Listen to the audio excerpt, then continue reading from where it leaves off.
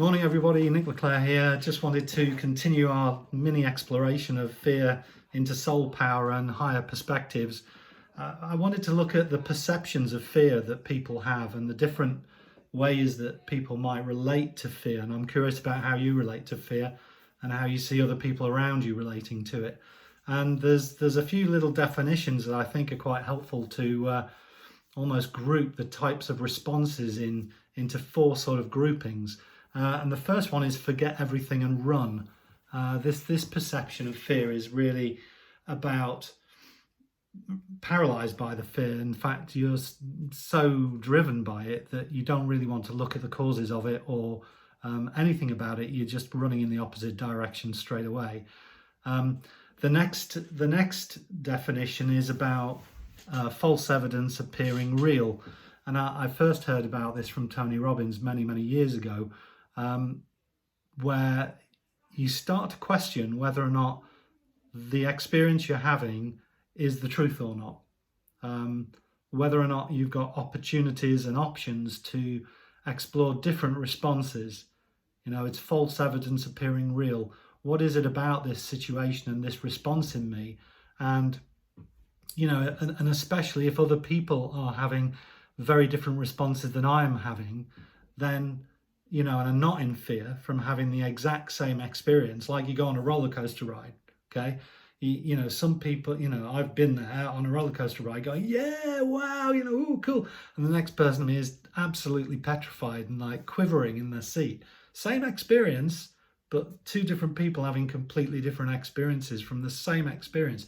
And I believe also that can happen in identical twins as well. One twin can have one experience and the other has the opposite end. So, you know, there's obviously something in our makeup and our wiring that makes us perhaps predisposed to react in certain ways. But false evidence appearing real starts to create a chink in the armor of the fear that's installed in us somehow, and see, is this the truth? And what if do I have a different choice? Can I make a different choice?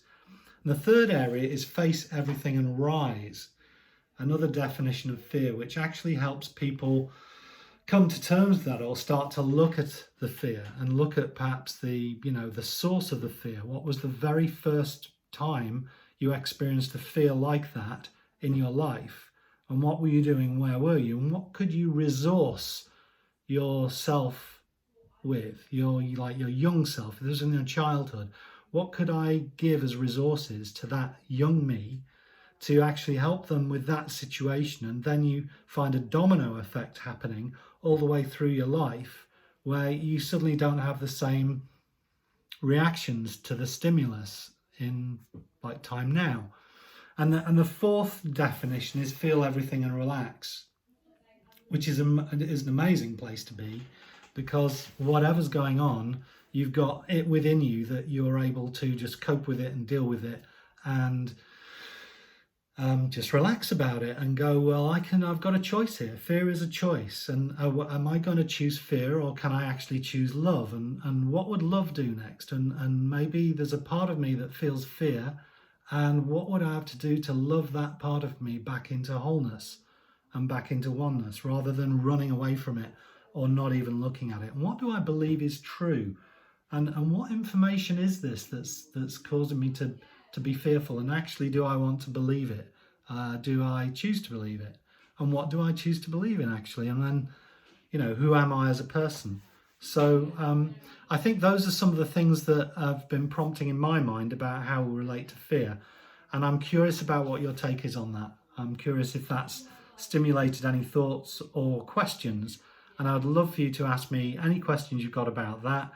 And if you were able to share this with any friends or people you know that might benefit from some of this change of thinking, I'd be really curious to know what they make of it as well. So thank you for the time and listening.